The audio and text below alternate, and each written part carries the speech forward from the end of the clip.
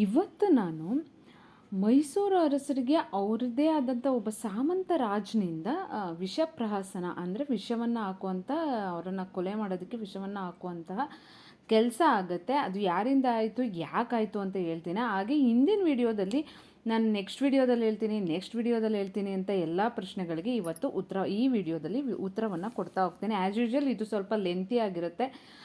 ಇಂಟ್ರೆಸ್ಟಾಗಿ ಕೇಳಿದ್ರೆ ಕೆಲವೊಂದು ಸಮಸ್ಯೆಗಳು ಇವಾಗಿನ ಸಿಚುಯೇಷನಲ್ಲಿ ಯಾವ ಪ್ರಾಬ್ಲಮ್ ಇತ್ತು, ಆ ಸಿಚುಯೇಷನಲ್ಲಿ ಯಾವ ಪ್ರಾಬ್ಲಮ್ ಇತ್ತು, ಅಲ್ಲಿ ಆವಾಗ ಯಾಕೆ ಆ ರಾಜರ ಕಾಲದಲ್ಲಿ ಯಾಕೆ ಅಷ್ಟು ಸಮೃದ್ಧವಾಗಿ ಪ್ರಜೆಗಳು ಜೀವನವನ್ನು ಮಾಡ್ತಾಯಿದ್ರು, ಇವಾಗ ಯಾಕೆ ಆಗ್ತಾ ಇಲ್ಲ, ಅದೊಂದಷ್ಟು ಏನು ಪ್ರಶ್ನೆಗಳಿಗೆ ಉತ್ತರ ಸಿಗ್ತಾ ಹೋಗುತ್ತೆ. ನಾನು ಹಿಂದಿನ ವಿಡಿಯೋದಲ್ಲಿ ಹೇಳಿದ್ದೆ, ಬೆಟ್ಟದ ಚಾಮರಾಜ ಒಡೆಯರ್ನ ಅಧಿಕಾರದಿಂದ ಕೆಳಗಿಳಿಸಲಾಗುತ್ತೆ, ಚಾಮರಾಜ ಒಡೆಯರ್ನ ಅಧಿಕಾರಕ್ಕೆ ತರಲಾಗುತ್ತೆ. ಅದಕ್ಕೆ ಚಾಮರಾಜ ಒಡೆಯರು ಒಪ್ಕೊಳ್ಳಲ್ಲ. ಆಮೇಲೆ ಸರ್ವ ಹಿರಿಯರ ಸಭೆಯನ್ನು ಸೇರಿಸಿ ಒಪ್ಪಿಸಿ ಆಮೇಲೆ ಅಧಿಕಾರಕ್ಕೆ ಕೂರಿಸಲಾಗುತ್ತೆ ಅಂತ. ಯಾಕೆ ಅವರು ಒಪ್ಕೊಳ್ಳಲ್ಲ? ಈಗ ಅಟ್ ಪ್ರೆಸೆಂಟ್ ನಾನು ಒಂದು ಸಿಚುಯೇಷನ್ ಹೇಳಬೇಕು ಅಂದರೆ, ಇವಾಗಿನ ಸರ್ಕಾರ ಏನಿದೆ ಅದು ಎಲ್ಲ ಸವಲತ್ತುಗಳನ್ನ ಫ್ರೀ ಅಂತ ಬಿಟ್ಟಿದೆ. ಆದರೆ ಅವರು ಯಾರೋ ಅವ್ರ ಅಪ್ಪನ ಮನೆಯಿಂದ ತಂದು ಕೊಟ್ಟಿಲ್ಲ. ಅದು ಬದಲಾಗಿ ಏನು ಮಾಡ್ತಿದ್ದಾರೆ, ಟ್ಯಾಕ್ಸ್ ಎಲ್ಲದ್ರ ಮೇಲೂ ಟ್ಯಾಕ್ಸ್ ಹಾಕಿದ್ದಾರೆ.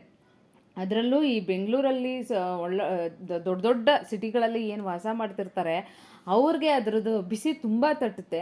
ಹಾಗೆ ಬೇರೆಯವ್ರಿಗೆ ದಿನನಿತ್ಯ ಏನು ಉಪಯೋಗಕ್ಕೆ ಬರುವಂಥ ದಿನಸಿ ಸಾಮಾನುಗಳಾಗಿರ್ಬೋದು ಅಥವಾ ಬೇರೆ ಯಾವುದೇ ದಿನನಿತ್ಯ ಬಳಕೆ ವಸ್ತುಗಳ ತೆರಿಗೆ ಅಥವಾ ಬೆಲೆ ತುಂಬ ಹೆಚ್ಚಿಗೆ ಆಗಿರೋದ್ರಿಂದ ಅದ್ರ ಬಿಸಿ ತಡ್ತಿರುತ್ತೆ. ಕಾರಣ ಏನು? ಒಬ್ಬ ಸರ್ಕಾರ ಸರಿಯಾಗಿ ನಡ್ಕೊಳ್ದೇ ಇರೋವಂಥದ್ದು. ಅದು ಯಾವುದೇ ಸರ್ಕಾರ ಆಗಿರ್ಬೋದು, ನಡ್ಕೊಳ್ದೇ ಆಗಿರ್ಬೋದು. ಅದೇ ರೀತಿ ಬೆಟ್ಟದ ಚಾಮರಾಜ ಒಡೆಯರು ಇದ್ದಾಗಲೂ ಆಗಿರುತ್ತೆ. ಅವರು ಯಾವುದೇನೋ ಸಹ ಸರಿಯಾಗಿ ನಿರ್ವಹಿಸ್ತಾ ಇರಲಿಲ್ಲ. ಅವರು ಸ್ವತಃ ಲಾಭಕ್ಕಾಗಿ ದೌರ್ಬಲ್ಯಕ್ಕಾಗಿ ಅದನ್ನು ಮಾಡಲಿಲ್ಲ. ಬಟ್ ಅವರು ಉದಾಸೀನತೆಯಿಂದ ಇಷ್ಟೆಲ್ಲ ಆಗೋಗಿರುತ್ತೆ. ಅವರು ವಿಜಯನಗರ ಸಾಮ್ರಾಜ್ಯದ ಅರಸರಿಗೆ ತೆರಿಗೆಯನ್ನು ಕಟ್ಟಬೇಕಾಗಿರುತ್ತೆ, ತೆರಿಗೆಯನ್ನು ಕಟ್ಟಿರಲಿಲ್ಲ. ಪ್ರಜೆಗಳಿಗೆ ಯದ್ವಾ ತೆರಿಗೆಯನ್ನು ಹಾಕಿರ್ತಾರೆ. ಆ ತೆರಿಗೆಯ ಹಣ ರಾಜ ಬೊಕ್ಕಸಕ್ಕೆ ಸೇರ್ತಾ ಇರಲಿಲ್ಲ. ಮತ್ತಿನ್ನೇನಾಯಿತು ಅಂದರೆ, ಆ ಮಧ್ಯ ಅಧಿಕಾರಿಗಳೇನಿರ್ತಾರೆ, ಅಧಿಕಾರ ವರ್ಗದವರೇ ನುಂಗಿ ನೂರು ಕುಡಿದ್ಬಿಟ್ಟಿರ್ತಾರೆ. ರಾಜ ಬೊಕ್ಕಸಕ್ಕೆ ಯಾವುದೇ ಅಂತಂಥ ಆದಾಯ ಬರ್ತಾ ಇರಲಿಲ್ಲ. ಇದಿಷ್ಟೆಲ್ಲ ಆದಾಗ ಏನಾಗುತ್ತೆ, ಸಹಜವಾಗಿ ರಾಜ್ಯ ದಿವಾಳಿ ಆಗುತ್ತೆ. ಈ ದಿವಾಳಿ ಆಗದಂಥ ಸಮಯದಲ್ಲಿ ಚಾಮರಾಜ ಒಡೆಯರು ಅಧಿಕಾರವನ್ನು ವಹಿಸ್ಕೊಂಡ್ರು ಅಂತ ಅನ್ನೋದಾದರೆ, ಅವ್ರ ಕೈಯಲ್ಲಿ ಏನು ಮಂತ್ರದ ಕೋಲಿರುತ್ತೆ, ಟೈಮ್ ಟಬಕ್ ಅಂದ ತಕ್ಷಣಕ್ಕೆ ಎಲ್ಲ ಸಹ ಸರಿ ಹೋಗ್ಬಿಡೋಕ್ಕೆ. ನಾವೇ ಆದರೂ ಸಹ ಈಗ ಒಬ್ಬ ಅಧಿಕಾರದಲ್ಲಿದ್ದಾನೆ, ಅವನು ಸರಿಯಾಗಿ ಆಡಳಿತವನ್ನು ನಡೆಸಲಿಲ್ಲ ಅಂತ ಅಂದಾಗ ನೆಕ್ಸ್ಟ್ ಯಾರು ಅಧಿಕಾರಕ್ಕೆ ಬರ್ತಾರೆ ಅವ್ರ ಮೇಲೆ ನಮ್ಮ ಭರವಸೆಗಳಿರುತ್ತೆ. ಇವರಾದರೂ ಬಂದು ನಮ್ಮ ಸಮಸ್ಯೆಗಳನ್ನು ಪರಿಹರಿಸ್ತಾರೇನೋ, ಅಥವಾ ಇವರಾದ್ರು ಬಂದು ಈ ರಾಜ್ಯದ ಸಾಮಾನ್ಯ ಜನತೆಯ ಕನಿಷ್ಠ ಜೀವನ ಮಾಡೋದಕ್ಕೆ ಅನುವು ಮಾಡಿಕೊಡ್ತಾರೇನೋ ಅಂತ. ಆ ಕಾರಣಕ್ಕೆ ಚಾಮರಾಜ ಒಡೆಯರು ಅಧಿಕಾರವನ್ನು ವಹಿಸ್ಕೊಳ್ಳಲ್ಲ. ನನ್ನ ಕೈಯಲ್ಲಿ ಏನು ಮಂತ್ರದಂಡ ಇಲ್ಲ, ಜನಗಳ ನಿರೀಕ್ಷೆ ತುಂಬ ಇದೆ, ಈ ರೀತಿ ಆಗಬೇಕು, ಈ ರೀತಿ. ಆ ನಿರೀಕ್ಷೆಗಳನ್ನ ಎಲ್ಲವನ್ನೂ ನಾನು ಫುಲ್ಫಿಲ್ ಮಾಡೋಕ್ಕಾಗಲ್ಲ ಅಂದರೂ ಕೆಲವೊಂದಷ್ಟಾದರೂ ಮಾಡಬೇಕು. ಆಗ ಆ ಸ್ಥಾನಕ್ಕೆ ಏನು ಸೀಟ್ಗೆ ಬೆಲೆ ಇರುತ್ತೆ. ಇಲ್ಲ ಅಂತಂದರೆ ನಾನು ಅಧಿಕಾರವನ್ನು ವಹಿಸ್ಕೊಂಡಾಗ ಅದು ತಪ್ಪಾಗುತ್ತೆ ಅನ್ನೋ ಒಂದು ಕಾರಣಕ್ಕೆ ಅವರು ಅಧಿಕಾರವನ್ನು ವಹಿಸ್ಕೊಳ್ಳೋಕ್ಕೆ ಹಿಂದೇಟಾಗ್ತಾರೆ. ಆಗ ಏನಾಗುತ್ತೆ ನೋಡಿ, ಈ ಸರ್ವ ಹಿರಿಯರ ಸಭೆ ಅಂತ ನಾನು ಹೇಳಿದೆ. ಈ ಸರ್ವ ಹಿರಿಯರ ಸಭೆ ಯಾರ್ಯಾರು ಸೇರ್ತಾ ಇದ್ರು ಆ ಸರ್ವ ಹಿರಿಯರ ಸಭೆಯಲ್ಲಿ? ನಮ್ಮಂಗೆ ಗೊತ್ತು ಗುರಿ ಇಲ್ಲದೆ ಇರೋರು, ಅದ್ರ ಬಗ್ಗೆ ನಾಲೆಡ್ಜೇ ಇಲ್ಲದೆ ಇರೋರು ಎ ಸಿ ರೂಮಲ್ಲಿ ಕುತ್ಕೊಂಡು ಸಭೆಯನ್ನು ನಡೆಸ್ತಾ ಇರಲಿಲ್ಲ. ಆ ಕಾಲದಲ್ಲಿ ಊರಿಗೊಬ್ಬರು ಮುಖಂಡರು ಅಂತ ಇರ್ತಾಯಿದ್ರು. ಒಂದು 5-6 ಹಳ್ಳಿ ಗಳಿಗೆ ಅವರು ನ್ಯಾಯ ಪಂಚಾಯಿತಿ ಮಾಡೋಕ್ಕೆ ಹೋಗ್ತಾಯಿದ್ರು. ಅವರು ಪಕ್ಷಪಾತ ಮಾಡ್ತಾ ಇರಲಿಲ್ಲ, ಎಲ್ರಿಗೂ ಸಮನಾಗಿ ನ್ಯಾಯವನ್ನು ಮಾಡ್ತಾಯಿದ್ರು. ಅಂಥ ಹಳ್ಳಿಗಳ ಮುಖಂಡರನ್ನು ಸೇರಿಸಿ ಸರ್ವ ಹಿರಿಯರ ಸಭೆಯನ್ನು ಮಾಡ್ತಾ ಇದ್ದಿದ್ದು. ಪ್ರತಿಯೊಂದಕ್ಕೂ ಒಂದು ರಾಜ್ಯದ ಆಗಿರ್ಬೋದು, ರಾಜ್ಯದ ಹೊರಗಡೆ ಆಗಿರ್ಬೋದು, ಏನೇ ಸಮಸ್ಯೆ ಬಂದರೂ ಅಂಥ ಸರ್ವ ಹಿರಿಯರ ಸಭೆಯನ್ನು ಮಾಡ್ತಾಯಿದ್ರು. ಆ ರೀತಿ ಮಾಡೋದ್ರಿಂದ ಏನಾಗ್ತಾಯಿತ್ತು, ಪ್ರಜೆಗಳ ಪ್ರತಿಯೊಂದು ಕಷ್ಟ, ನೋವು, ನಲಿವು, ಸಂತೋಷ ಎಲ್ಲ ರಾಜನಿಗೆ ಗೊತ್ತಾಗ್ತಾ ಇತ್ತು. ಹಾಗೆ ಗೊತ್ತಾದಾಗ ಏನಾಗ್ತಾಯಿತ್ತು, ಪ್ರಜೆಗಳಿಗೆ ಯಾವ್ಯಾವ ಸಮಯಕ್ಕೆ ಯಾವ್ಯಾವ ರೀತಿ ಸಹಾಯವನ್ನು ಮಾಡ್ಬೋದು ಅದೆಲ್ಲ ರಾಜನಿಗೆ ಪಿನ್ ಟು ಪಿನ್ ಗೊತ್ತಾಗ್ತಾ ಇದ್ದಿದ್ದರಿಂದ ಅಲ್ಲಿ ಸುಖ ಸಮೃದ್ಧಿ ಅನ್ನೋದು ನೆಲೆಗೊಳ್ತಾ ಇತ್ತು. ಆ ಕಾರಣಕ್ಕೆ ಅವರು ಸರ್ವ ಹಿರಿಯರ ಸಭೆಯಲ್ಲಿ ಅಂಥವ್ರನ್ನ ನೇಮಿಸ್ಕೋತಾ ಇದ್ರು. ಓದಿರೋದೇ ಒಂದು ಪೋಸ್ಟು, ಅದು ಕೊಡೋದೇ ಒಂದು ಖಾತೆ, ಅಥವಾ ಅವ್ನಿಗೇನೂ ಗೊತ್ತಿರಲ್ಲ ಆ ಡಿಪಾರ್ಟ್ಮೆಂಟ್ ಬಗ್ಗೆ, ಅವನಿಗೆ ಒಂದು ಅಧಿಕಾರವನ್ನು ಕೊಟ್ಬಿಟ್ಟು ಮಾಡ್ಕೊಂಡೋಗಿ ನಿನ್ನ ಹಣೆ ಬರ, ನೀನೊಂದಷ್ಟು ನಿಂಗೂ 100 ಕುಡಿ ಅಂತ ಅನ್ನೋ ರೀತಿ ಇಲ್ಲ ಆವಾಗ. ಆ ಸಂಬಂಧಪಟ್ಟಂಥ ಅಧಿಕಾರಿಗಳಿಗೆ ಸಂಬಂಧಪಟ್ಟಂತಹ ನಾಲೆಡ್ಜ್ ಇರೋರಿಗೆ ಆ ರೀತಿ ಮಾಡ್ತಾಯಿದ್ರು. ಇವರು ಏನು ಮಾಡ್ತಾರೆ, ಈ ಸರ್ವ ಹಿರಿಯರ ಸಭೆ ಚಾಮರಾಜ ಒಡೆಯರ್ಗೆ ಹೇಳ್ತಾರೆ, ನೀವು ಅದ್ರ ಬಗ್ಗೆ ಚಿಂತೆ ಮಾಡಬೇಡಿ, ನಾವು ಅಂದರೆ ಇದು ಎಲ್ಲಿ ಲೀಕ್ ಆಗ್ತಿದೆ, ಜನಸಾಮಾನ್ಯರಿಂದ ತೆರಿಗೆ ಹಣವನ್ನು ಸಂಗ್ರಹಿಸಿ ಅದು ಎಲ್ಲಿ ಲೀಕ್ ಆಗಿದೆ, ಅಧಿಕಾರ ವರ್ಗದವರಿಂದ ಲೀಕ್ ಆಗಿದೆ. ಆ ಅಧಿಕಾರ ವರ್ಗದವರಿಂದನೇ ನಾವು ಒಂದಷ್ಟು ಹಣವನ್ನು ಸಂಗ್ರಹಿಸಿ ನಿಮಗೆ ತಂದು ಕೊಡ್ತೀವಿ. ಅದರಿಂದ ನೀವು ಈಗ ಏನು ಮಾಡ್ಬೋದು, ಅಷ್ಟು ಸಮಯಕ್ಕೆ ನೀವೇನು ಮಾಡ್ಬೋದು ಅದನ್ನು ಮಾಡಿ. ನಾವು ಯಾವುದೇ ಪ್ರಜೆಗಳ ಮೇಲೆ ಯಾವುದೇ ರೀತಿಯ ತೊಂದರೆಯನ್ನು ಕೊಡದೇನೆ ಕೆರೆಯ ನೀರನ್ನು ಕೆರೆಗೆ ಚೆಲ್ಲಿ ಅಂತ ಯಾರು ಲೂಟಿ ಮಾಡಿದಾರೋ ಅವರಿಂದನೇ ನಾವು ಒಂದಷ್ಟು ಹಣವನ್ನು ಹೆಂಗಾದರೂ ಮಾಡ್ತೀವಿ, ಬುದ್ಧಿ ಉಪಯೋಗಿಸ್ತೀವಿ. ಅಥವಾ ರಾಜರಿಗೆ ಏನು ನಿಮ್ಮ ತಪ್ಪನ್ನು ಹೇಳಿ ಅವ್ರಿಗೆ ಶಿಕ್ಷೆಯನ್ನು ಕೊಡ್ತಾರೆ ಅಂತನಾದ್ರು ಬೆದರಿಸಿನಾದರೂ ನಿಮಗೆ ಹಣವನ್ನು ತಂದು ಕೊಡ್ತೀವಿ, ನೀವು ಚಿಂತೆ ಮಾಡಬೇಡಿ ಅಂತ. ಈಗ ಏನು ಚಾಮರಾಜ ಒಡೆಯರ ಅಮ್ಮ ತಾಯಿ ಅವಳಿಗೆ ಮೊದಲೇ ಬೇಜಾರಾಗಿರುತ್ತೆ. ಯಾಕೆ, ನನ್ನ ಹಿರಿಯ ಮಗನನ್ನು ಅಧಿಕಾರದಿಂದ ಕೆಳಗಿಳಿಸಿದ್ದಾರೆ, ಈಗ ಈ ಚಾಮರಾಜ ಒಡೆಯರು ನನಗೆ ಅಧಿಕಾರ ಬೇಡ ಅಂತಿದ್ದಾರೆ, ಇವರು ಬೇಡ ಅಂತಂದರೆ ಮುಂದೆ ಯಾರು, ಈಗ ದೊಡ್ಡಪ್ಪ ಚಿಕ್ಕಪ್ಪ ಆ ಥರ ಸಂಬಂಧಿಕರಲ್ಲಿ ಒಬ್ಬರನ್ನ ಅಧಿಕಾರಕ್ಕೆ ತರಲಾಗುತ್ತೆ. ಇದು ಪದ್ಧತಿ ಅಲ್ಲ. ಯಾಕೆ ಅಂತಂದರೆ ಯಾವುದೇ ರಾಜಮನೆತನದಲ್ಲಿ ಮೊದಲನೇ ಹೆಂಡತಿಯ ರಾಜರಿಗೆ ಬಹುಪತ್ನಿತ್ವ ಮೊದಲೇ ಹೇಳಿದ್ದೀನಿ, ಅದರಲ್ಲಿ ಮೊದಲನೇ ಹೆಂಡತಿಯ ಮೊದಲನೇ ಮಗನಿಗೆ ಪಟ್ಟಾಭಿಷೇಕ ಆಗ್ತಾ ಇದ್ದಿದ್ದು. ಅದು ಶ್ರೀರಾಮನ ಎಲ್ಲ ಪರಂಪರೆಗಳಲ್ಲೂ ರಾಜ ಪರಂಪರೆಗಳಲ್ಲೂ ಸಾಮಾನ್ಯ. ಈಗ ಎರಡನೇ ಮಗನೂ ಅಧಿಕಾರದಲ್ಲಿ ನನಗೆ ಬೇಡ ಅಧಿಕಾರ ಅಂತಂದರೆ ಏನು ಮುಂದೆ ನಮ್ಮ ಪರಂಪರೆ ಅಥವಾ ನಮ್ಮ ವಂಶ ಹೆಂಗೆ, ಮೈಸೂರು ಸಾಮ್ರಾಜ್ಯ ಹೆಂಗೆ ಬೆಳೆಯುತ್ತೆ, ತುಂಬ ಗೊಂದಲದಲ್ಲಿರ್ತಾಳೆ. ಈಗ ಚಾಮರಾಜ ಒಡೆಯರ್ನ ನಿರ್ಧಾರವನ್ನು ಕೇಳಿದ ತಕ್ಷಣಕ್ಕೆ ತಾಯಿ ಎದ್ದು ಬರ್ತಾಳೆ, ಬಂದು ಹೇಳ್ತಾಳೆ, ಅರಮನೆಯಲ್ಲಿ ಇರುವಂತಹ ಬೆಳ್ಳಿ ಚಿನ್ನವನ್ನು ನಾನು ಒಟ್ಟು ಸಂಗ್ರಹಿಸಿ ನಿಮಗೆ ಕೊಡ್ತೇನೆ, ಈಗ ಬಂದಿರುವಂಥ ಸಮಸ್ಯೆಯನ್ನು ನೀನು ಬಗೆಹರಿಸ್ಕೊ. ಯಾರು ಹೇಳ್ತಾರೆ, ಪ್ರಜೆಗಳಿಗೋಸ್ಕರ, ಒಂದು ಸಾಮ್ರಾಜ್ಯಕ್ಕೋಸ್ಕರ, ಒಂದು ರಾಜ್ಯಕ್ಕೋಸ್ಕರ ಇಡೀ ಮೈಸೂರು ಸಂಸ್ಥಾನದ ಅರಮನೆಯಲ್ಲಿ ಇರುವಂತಹ ಬೆಳ್ಳಿ ಚಿನ್ನವನ್ನು ಸಂಗ್ರಹಿಸಿ ನೀನು ಕೊಡ್ತೀನಿ ಅಂತ ಯಾವ ತಾಯಿ ಹೇಳ್ತಾಳೆ? ಆ ರೀತಿ ಹೇಳಿದ್ದಕ್ಕೆ ಆ ಕಾಲದಲ್ಲಿ ವಿಜಯನಗರ ಸಾಮ್ರಾಜ್ಯ ಆಗಿರ್ಬೋದು, ಮೈಸೂರು ಸಾಮ್ರಾಜ್ಯ ಆಗಿರ್ಬೋದು, ಅಷ್ಟು ಪ್ರಜೆಗಳು ಸಂಪದ್ಭರಿತವಾಗಿ ನೆಮ್ಮದಿಯಿಂದ ತೃಪ್ತಿಯಿಂದ ಜೀವನ ಮಾಡ್ತಾಯಿದ್ರು. ಇವತ್ತು ಎಲ್ಲ ನನಗೊಂದಷ್ಟು ಹೆಂಡತಿ ಒಂದಷ್ಟು, ಮಗನ ಹೆಸರಲ್ಲೊಂದಷ್ಟು, ಅವ್ರ ಹೆಸರಲ್ಲೊಂದು, ಸಂಬಂಧಿಕರೊಂದಷ್ಟು, ಎಷ್ಟೆಷ್ಟು ಬೇಕು ಅಷ್ಟು ದೋಚಿ ಎಲ್ಲನೂ ಗುಡಿಸಿ ಗುಂಡಾಂತರ ಮಾಡಿಬಿಟ್ಟಿರ್ತಾರೆ. ಹಂಗಾಗಿ ಇವತ್ತು ನಾವು ಈ ಪರಿಸ್ಥಿತಿಲಿ ಇದ್ದೀವಿ. ಈ ರೀತಿ ಆದಾಗ ಅವರು ಏನು ಸಾಮ್ರಾಜ್ಯವನ್ನು ವಹಿಸ್ಕೋತಾರೆ. ಅದಾದಮೇಲೆ ಏನಾಗುತ್ತೆ, ಇವರು ಬರೀ 33 ಹಳ್ಳಿಗಳ ಚಿಕ್ಕ ಒಂದು ಸಾಮ್ರಾಜ್ಯ ಮೈಸೂರು ಸಾಮ್ರಾಜ್ಯ, ತುಂಬ ದೊಡ್ಡದೇನಿಲ್ಲ, ಬರೀ 33 ಹಳ್ಳಿಗಳಿಂದ ಕೂಡಿರುತ್ತೆ. ಅದಾದಮೇಲೆ ಅವರು ಗಡಿ ಪ್ರದೇಶವನ್ನೆಲ್ಲ ವೀಕ್ಷಣೆ ಮಾಡ್ತಾರೆ. ಅದಾದಮೇಲೆ ಸ್ವಲ್ಪ ಸಾಮ್ರಾಜ್ಯ ವಿಸ್ತರಣೆಯನ್ನು ಮಾಡೋದಕ್ಕೆ ಹೊರಡ್ತಾರೆ. ಸ್ವಲ್ಪ ಮಾಡಿರ್ತಾರೆ, ಇನ್ನೂ ಒಂದಷ್ಟು ಸಾಮ್ರಾಜ್ಯ ವಿಸ್ತರಣೆಯನ್ನು ಮಾಡಿಕೊಟ್ಟಿರ್ತಾರೆ.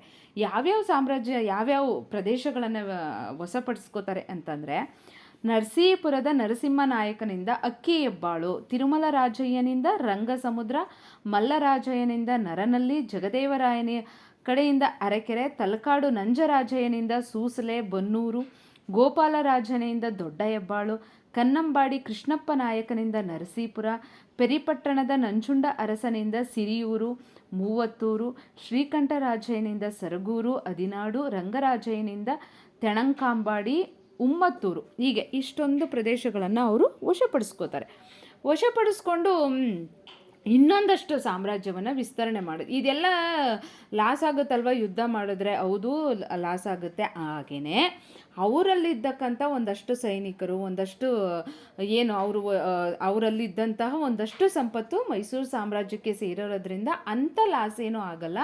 ಹಾಗೆ ಒಂದು ಸಾಮ್ರಾಜ್ಯ ವಿಸ್ತರಣೆಗೆ ಇದು ಅವಶ್ಯಕವಾಗೂ ಇರುತ್ತೆ.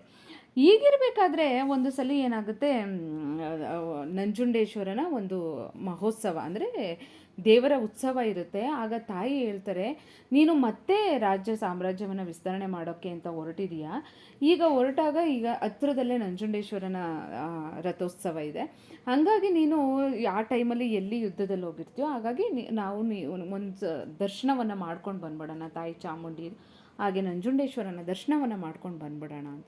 ಸರಿ ಆಯಿತು ಅಂತ ಹೇಳಿ ಇಬ್ಬರು ಎಲ್ಲ ರಾಣಿ ಪರಿವಾರದವರು ಚಾಮರಾಜ ಒಡೆಯರು ಹೋಗ್ತಾ ಇರ್ಬೇಕಾದ್ರೆ ದಾರಿಯಲ್ಲಿ ಏನಾಗುತ್ತೆ, ಒಬ್ಬ ಬರ್ತಾ ಇರ್ತಾನೆ. ಅವನು ಬರ್ತಾ ಇದ್ದಾಗ ಇವರು ಮೈಸೂರು ರಾಜ ಒಡೆಯರಿಗೂ ಸಹ ಅಂದರೆ ಇವ್ರಿಗೂ ಯಾರು ಅವರು ಅಂತ ಗೊತ್ತಾಗಲ್ಲ. ಗೊತ್ತಾಗದೇ ಇದ್ದಾಗ ಅವ್ರು ಹೇಳ್ತಾನೆ, ದಾರಿ ಬಿಡಲ್ಲ, ಮೈಸೂರು ಸಾಮ್ರಾಜ್ಯ ಅವ್ರಿಗೆ ಅವರು ದಾರಿ ಬಿಡಲ್ಲ. ದಾರಿ ಬಿಡದೇ ಇದ್ದಾಗ ಅವನು ಹೇಳ್ತಾನೆ, ನೋಡು ಮೈಸೂರು ಅರಸರು ಬರ್ತಿದ್ದಾರೆ, ನೀನು ದಾರಿ ಬಿಡು ಅಂತ. ಅದಕ್ಕೆ ಅವನು ಹೇಳ್ತಾನೆ, ನಾನು ದಾರಿ ಬಿಡಲ್ಲ, ಅವರು ಅಷ್ಟು ದಾರಿಲಿ ಅವ್ರು ಹೋಗಲಿ, ನಾನು ಇಷ್ಟು ದಾರಿಲಿ ನೀನು ಬರ್ತೀನಿ ಅಂತ, ನಾನು ಹೋಗ್ತೀನಿ ಅಂತ. ಅವನು ಯಾರು ಅಂತ ಗೊತ್ತಾದಾಗ, ಕಾರುಹಳ್ಳಿ ದಳವಾಯಿ ವೀರರಾಜಯ್ಯ, ಒಂದು ಚಿಕ್ಕದ್ದು, ಒಂದು 4-5 ಹಳ್ಳಿಗಳ ಒಂದು ಪುಟ್ಟ ಊರುಗಳಿಗೆ, ಒಂದು ಚಿಕ್ಕ ಗ್ರಾಮಕ್ಕೆ ಅವನು ದಳವಾಯಿ. ಇವನಿಗೆ ಇಷ್ಟಿದೆಯಲ್ಲ ಅಂತ ಅಂದ್ಬಿಟ್ಟು ಈ ರಾಜ ಭಟ್ರು ಏನಿರ್ತಾರೆ, ಸೈನಿಕರು ಏನಿರ್ತಾರೆ, ಅವರು ಚಾಮರಾಜ ಒಡೆಯರ ಗಮನಕ್ಕೆ ತರದೇನೆ ಅವನನ್ನು ನೂಕ್ಬಿಡ್ತಾರೆ. ನೂಕ್ ತಕ್ಷಣಕ್ಕೆ ಅವ್ನ ಸುತ್ತಮುತ್ತ ಇದ್ದಂಥ ಒಂದು 5-6 ಜನ ಎದ್ನೋ ಬಿದ್ನೋ ಅಂತ ಅವರು ಗದ್ದೆ ಬೈಲಲ್ಲಿ ಓಡೋಗ್ಬಿಡ್ತಾರೆ. ಅದಾದಮೇಲೆ ಈ ವೀರರಾಜಯ್ಯನೂ ಸಹ ಓಡೋಗ್ಬಿಡ್ತಾನೆ. ಅವನಿಗೆ ಮನಸ್ಸಲ್ಲಿ ಕುದಿಯೋಕ್ಕೆ ಶುರುವಾಗ್ಬಿಡುತ್ತೆ. ಅವ್ರಿಗಾಗದಿರೋದು ನನಗೆ ಯಾಕಾಗಲ್ಲ, ಅವ್ರನ್ನ ಹೆಂಗಾದ್ರೂ ಮಾಡಿ ಏನೋ ಅವ್ರನ್ನ ಮಟ್ಟ ಆಗಬೇಕು. ಹೆಂಗೆ ಆಗಬೇಕು? ಆಗಲ್ಲ. ಈಗ 33 ಹಳ್ಳಿಗಳ ಒಡೆಯ ಅವರು ಅಲ್ಲದೇ ಈ ನಡುವೆ ಒಂದಷ್ಟು ಪ್ರದೇಶಗಳನ್ನು ವಶಪಡಿಸ್ಕೊಂಡಿದ್ದಾರೆ. ಅವರನ್ನು ನಾನು ಮುಖಾಮುಖಿ ಯುದ್ಧ ಮಾಡಿ ಜಯಿಸೋಕ್ಕಾಗಲ್ಲ ಅನ್ನೋದು ಅವನಿಗೆ ಗೊತ್ತಾಗ್ಬಿಡುತ್ತೆ. ಏನಾದರೂ ಬೇರೆ ರೀತಿ ಯಾವುದೇ ರೀತಿನಾದ್ರು ಅವ್ರನ್ನ ಮಟ್ಟ ಹಾಕಬೇಕು, ನಾನು ಮೈಸೂರು ಸಂಸ್ಥಾನಕ್ಕೆ ರಾಜನಾಗಬೇಕು ಅನ್ನೋದು ತಲೆ ಒಳಗಡೆ ಬಂದ್ಬಿಡುತ್ತೆ. ಈ ರೀತಿ ತಲೆ ಒಳಗಡೆ ಬಂದಾಗ ಅವನು ರಾಜರ ಒಂದಷ್ಟು ವಿಷಯಗಳನ್ನ ಕಲೆ ಹಾಕೋಕ್ಕೆ ಶುರು ಮಾಡ್ತಾನೆ. ಅವ್ರು ಎಲ್ಲಿ ಹೋಗ್ತಾರೆ, ಎಲ್ಲಿ ಬರ್ತಾರೆ, ಏನು ಮಾಡ್ತಾರೆ, ಇದನ್ನೆಲ್ಲ ಕಲೆ ಹಾಕೋಕ್ಕೆ ಶುರು ಮಾಡ್ತಾನೆ. ಈ ಕಲೆ ಹಾಕೋಕ್ಕೆ ಶುರು ಮಾಡಿದಾಗ ಅವನಿಗೆ ಒಬ್ಬರು ಅರ್ಚಕರು ಕಾಣಿಸ್ತಾರೆ. ಈ ಅರ್ಚಕರು ಶ್ರೀನಿವಾಸಯ್ಯ ಅಂತ, ಅವರು ಅಲ್ಲೇ ಕೋಟೆ ಒಳಗಡೆ ಇದ್ದಂಥ ಲಕ್ಷ್ಮೀ ರಮಣ ಸ್ವಾಮಿ ದೇವಸ್ಥಾನದ ಅರ್ಚಕರಾಗಿರ್ತಾರೆ. ಮಾರುವೇಷದಲ್ಲಿ ಬಂದು ಈ ಶ್ರೀನಿವಾಸಯ್ಯನ ಗೆಳೆತನ ಅನ್ನೋದಕ್ಕಿಂತ ಮೊದಲು ಅವರು ಶ್ರೀನಿವಾಸಯ್ಯನ ಒಪ್ಕೊಳ್ಳಲ್ಲ. ಯಾಕೆ ಒಪ್ಕೊಳ್ಳಲ್ಲ ಅಂತಂದರೆ, ನನಗಿರೋವಷ್ಟು ಏನು ನೆಮ್ಮದಿ ಅನ್ನೋದು, ಸುಖ ಅನ್ನೋದು, ಹೆಚ್ಚಾನು ದುಡ್ಡು ಹಣ ಕಾಸು ಇದ್ದರೆ ಅಲ್ಲ, ನಾನು ಇರೋವಷ್ಟರಲ್ಲೇ ನೆಮ್ಮದಿಯಾಗಿದ್ದೀನಿ, ನನಗಿದು ಸಾಕು ಅಂತ ಹೇಳ್ತಾರೆ. ಆದರೆ ಅದಕ್ಕೆ ಏನು ವೀರರಾಜಯ್ಯ ಬಿಡಲ್ಲ. ಹಂಗೆ ಹಿಂಗೆ ಅಂತ ಹೇಳಿ ಒಂದಷ್ಟು ಕನ್ವಿನ್ಸನ್ನು ಮಾಡ್ತಾನೆ. ಕನ್ವಿನ್ಸನ್ನು ಮಾಡಿ ಅದಾದಮೇಲೆ ಅವನು ಅದಕ್ಕೂ ಒಪ್ಪಲಿಲ್ಲ ಅಂತಂದಾಗ ಅವನು ಉಲ್ಟಾ ಹೊಡಿತಾನೆ. ಏನು, ನಾನು ಇಷ್ಟು ದಿನ ಮಾರುವೇಷದಲ್ಲಿ ನಿನ್ನ ಮನೆಗೆ ಬಂದು ಹೋಗಿದ್ದೀನಿ, ನೀನೇನಾದರೂ ಇದಕ್ಕೆ ವೀರರಾಜಯ್ಯ ಒಬ್ಬನೇ ಕಾರಣ, ನಂದೇನೂ ತಪ್ಪಿಲ್ಲ ಅಂತಂದರೆ ರಾಜಯ್ಯನು ನಂಬಕ್ಕೆ ದಡ್ಡ ಅಲ್ಲ, ಪರೋಕ್ಷವಾಗಿ ನೀನು ಸಹ ಶಾಮೀಲಾಗಿದೆಯಾ ಅನ್ನೋದಕ್ಕೆ ಗುಪ್ತಚರಗಳನ್ನ ನೇಮಿಸ್ತಾರೆ. ನಾನು ನಿಮ್ಮ ಮನೆಗೆ ಬಂದು ಹೋಗಿರೋದೆಲ್ಲ ಅವ್ರಿಗೆ ಗೊತ್ತಾಗುತ್ತೆ. ಆಗ ನೀನೂ ಸಾಯ್ತೀಯ, ನಾನು ಸಾಯ್ತೀನಿ, ನಾನು ಹೆಂಗಿದ್ರೂ ಮುಳುಗೋಗಿದ್ದೀನಿ, ನಾನು ಸತ್ರು ಅಷ್ಟೇ ಬದುಕಿದ್ರು ಅಷ್ಟೇ, ನಿನ್ನ ಪರಿಸ್ಥಿತಿ ನೋಡ್ಕೊ, ಹೆಂಡ್ತಿ ಮಕ್ಕಳಿದ್ದಾರೆ, ಇವರೆಲ್ಲ ಬಿಟ್ಟು ನೀನು ಸತ್ತೋದ್ರೆ ಅವ್ರ ಭವಿಷ್ಯ ಹೆಂಗೆ, ಅವ್ರ ಜೀವನ ಹೆಂಗೆ ಅಂತ ಬ್ಲ್ಯಾಕ್ ಮೇಲ್ ಮಾಡೋಕ್ಕೆ ಶುರು ಮಾಡ್ತಾನೆ. ಸರಿ, ಇವನಿಗೆ ಶ್ರೀನಿವಾಸಯ್ಯನಿಗೆ ಬೇರೆ ದಾರಿನೇ ಇಲ್ಲ. ಆಗ ಅವನು ಈ ವೀರರಾಜ ಏನು ಮಾಡ್ತಾನೆ, ಒಂದು ವಿಷದ ಬಟ್ಟಲನ್ನು ತಂದುಕೊಟ್ಟು, ನೀನು ಬೆಳಿಗ್ಗೆ ಏನೋ ಅವರು ತಪ್ಪದೆ, ಚಾಮರಾಜ ಒಡೆಯರು ತಪ್ಪದೆ ಲಕ್ಷ್ಮೀ ರಮಣ ಸ್ವಾಮಿ ದೇವಸ್ಥಾನಕ್ಕೆ ಪೂಜೆಯನ್ನು ಸಲ್ಲಿಸಿ ಅವರು ದಿನ ಬೇರೆ ಕೆಲಸಗಳನ್ನು ಆರಂಭ ಮಾಡೋದು. ಅದು ಗೊತ್ತಿದ್ದರಿಂದ ಅವನೇನು ಮಾಡ್ತಾನೆ, ಈ ತೀರ್ಥವನ್ನು ವಿಷದ ತೀರ್ಥವನ್ನು ರಾಜರಿಗೆ ಕೊಡು, ಅವರು ಕುಡಿದು ಸತ್ತೋಗ್ತಾರೆ, ಅದಾದ ತಕ್ಷಣಕ್ಕೆ ನಾನು ರಾಜನಾದ ತಕ್ಷಣಕ್ಕೆ ನೀನು ಎಲ್ಲಿರ್ತೀನಿ ನೋಡ್ತಾರೆ, ತುಂಬ ಟಾಪಲ್ಲಿ ಇರ್ತೀನಿ ಅಂತ ಹೇಳ್ತಾನೆ. ಒಲ್ಲದ ಮನಸ್ಸಿನಿಂದ ಹಂಗೂ ಸಾಯ್ತೀನಿ ಹಿಂಗೂ ಸಾಯ್ತೀನಿ, ತೀರ್ಥ ಕೊಟ್ಟು ಅವ್ರೇನಾದ್ರು ಸತ್ತರೆ ಇವನು ಬಿಡಲ್ಲ, ಇಲ್ಲ ನಾನು ರಾಜರ ಹತ್ರ ಹೇಳಿದ್ರೆ ರಾಜರು ಬಿಡಲ್ಲ, ನೀನು ಇಷ್ಟೆಲ್ಲ ಕುಮ್ಮಕ್ಕು ನಿನ್ನಿಂದನೇ ಅವನಿಗೆ ಸಿಕ್ಕಿದೆ ಅನ್ನೋ ರೀತಿ ಅನುಮಾನ ಪಡ್ತಾರೆ ಅನ್ನೋದು ಅವನ ತಲೆ ಒಳಗಡೆ ಇದ್ಬಿಡುತ್ತೆ. ಸರಿ ಆಯಿತು ಅಂತ ಒಪ್ಕೋತಾನೆ. ಒಪ್ಕೊಂಡಾಗ ಯಥಾ ರೀತಿ ಅವತ್ತು ಲಕ್ಷ್ಮೀ ರಮಣ ಸ್ವಾಮಿ ದೇವಸ್ಥಾನಕ್ಕೆ ರಾಜರು ಬರ್ತಾರೆ. ಪೂಜೆ ಮಂಗಳಾರತಿ ಎಲ್ಲ ಆಗ್ತಾ ಇರಬೇಕಾದ್ರೆ ಶ್ರೀನಿವಾಸಯ್ಯನವರ ಕೈ ಗಡಗಡಗಡ ಅಂತ ನಡ್ಗಕ್ಕೆ ಶುರು ಮಾಡುತ್ತೆ. ಮುಖದಲ್ಲಿ ಎಲ್ಲಿಲ್ಲದ ಆತಂಕ. ದಿನ ನೋಡ್ತಾ ಇರೋರಿಗೆ ಆ ಒಂದು ದಿನದ ಬದಲಾವಣೆ ಬೇಗ ಗುರ್ತಿಸ್ತಾರೆ ರಾಜರು. ಯಾಕೆ, ಏನಾಯಿತು, ಯಾಕೆಷ್ಟು ಗಾಬರಿ ಇದ್ದೀರಾ, ಏನಾಯಿತು ಹೇಳಿ, ಪರವಾಗಿಲ್ಲ ಅಂತ. ಇಲ್ಲ, ಏನೂ ಇಲ್ಲ, ಆ ಥರ ತೊಂದರೆ ಏನೂ ಇಲ್ಲ. ಇಲ್ಲ, ಪದೇ ಅದೇ ಆತಂಕ, ಅದೇ ಗೊಂದಲದಲ್ಲಿ ಅವರು ತೀರ್ಥ ಪ್ರಸಾದ ಮಂಗಳಾರತಿ ಎಲ್ಲವನ್ನ ಮಾಡ್ತಾ ಇರಬೇಕಾದ್ರೆ ಕೊನೆಗೆ ತೀರ್ಥವನ್ನು ಕೈ ಹಿಡ್ದಾಗ ಅವ್ರು ಹೇಳ್ಬಿಡ್ತಾರೆ, ಇಲ್ಲ, ನಿಮ್ಮಲ್ಲಿ ಏನೋ ಬದಲಾವಣೆ ಆಗಿದೆ ಇವತ್ತು, ನೀವು ಯಾವುದೇ ರೀತಿ ಭಯ ಪಡುವಂಥದ್ದು, ಆತಂಕ ಪಡುವಂಥದ್ದು ಬೇಡ, ನಿಮ್ಗೇನೇ ಸಮಸ್ಯೆ ಇದ್ದರೂ ಅದನ್ನು ನಾನು ಬಗೆಹರಿಸ್ತೀನಿ, ಅದು ಏನಿದೆ ಹೇಳಿ ಅಂತ. ಆಗ ಈ ಶ್ರೀನಿವಾಸಯ್ಯ ಅವರ ಕಾಲನ್ನು ಹಿಡಿದು ಬಿಡ್ತಾನೆ.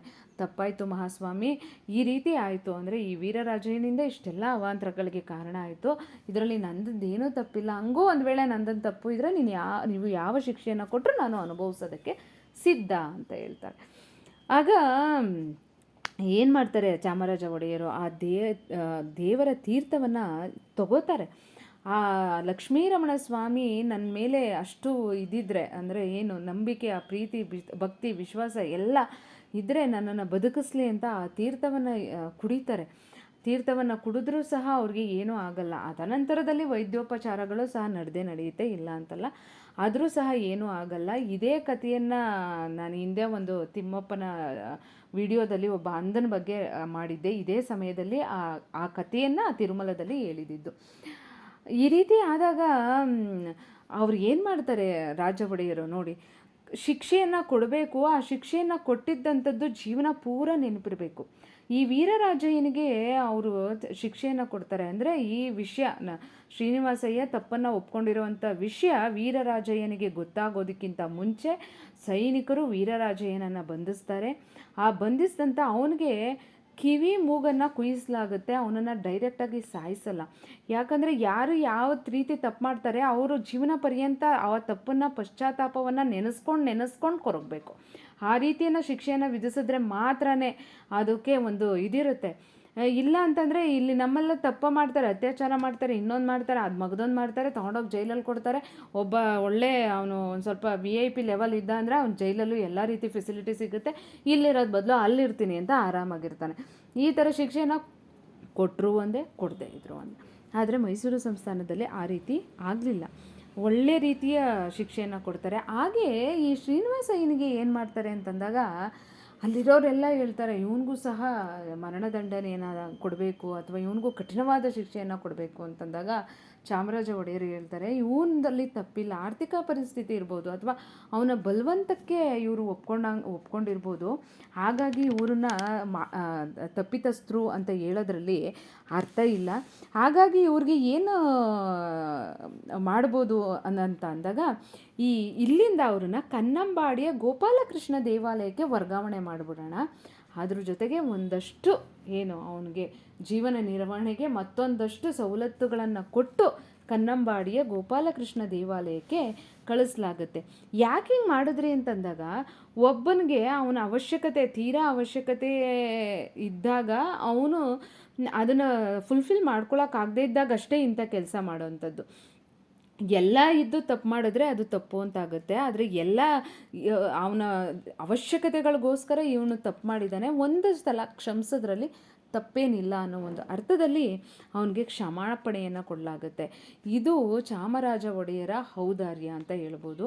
ಹಾಗೆ ಅವನಿಗೆ ವಿಷಪ್ರಹಸನ ಮಾಡಿಸಿದಂತಹ ವೀರರಾಜಯ್ಯನಿಗೆ ಜೀವನ ಪರ್ಯಂತವಾಗಿ ಕೊರಗುವಂಥ ಶಿಕ್ಷೆಯನ್ನು ಕೊಟ್ಟಿದ್ದು. ಬಹುಶಃ ನಮ್ಮ ಈಗಿನ ರಾಜಕಾರಣ ಅಥವಾ ರಾಜಕೀಯ ವ್ಯವಸ್ಥೆಯನ್ನು ಸಹ ಇದೇ ರೀತಿ ಅಂದರೆ ಸಣ್ಣ ಪುಟ್ಟ ಮಾರ್ಪಾಡುಗಳೊಂದಿಗೆ ನಾನು ಯಾವಾಗಲೂ ಹೇಳ್ತಾ ಇರ್ತೀನಿ, ನಾವೇನೋ ದೊಡ್ಡದಾಗಿ ಮಾಡೋವಂಥದ್ದೇನು ಬೇಡ. ಚರಿತ್ರೆಯನ್ನು ಓದಿ, ಇತಿಹಾಸವನ್ನು ಓದಿ, ಹಿಂದಿನವರು ಏನು ಪಾಲಿಸ್ಕೊಂಡು ಬಂದಿದ್ರು ಅದರಲ್ಲಿ ಒಂದಷ್ಟು ನಮ್ಮ ಅವಶ್ಯಕತೆಗಳಿಗೆ ತಕ್ಕಂತೆ ಒಂದಷ್ಟು ಬದಲಾವಣೆಯನ್ನು ಮಾಡಿಕೊಂಡ್ರೆ ನಾವು ಸಹ ಅವ್ರ ಥರ ನೆಮ್ಮದಿಯಿಂದ ಆರಾಮವಾಗಿ ಜೀವನವನ್ನು ಮಾಡ್ಬೋದು. ಹೆಚ್ಚಿಗೆ ಏನೂ ಮಾಡಬೇಕಾಗಿಲ್ಲ ಅಂತ ಹೇಳಿ ನನ್ನ ಈ ಒಂದು ಚಿಕ್ಕ ಕಥೆಯನ್ನು ಮುಗಿಸ್ತಾ ಇದ್ದೀನಿ. ಚಿಕ್ಕದಂತೂ ಅಲ್ಲ.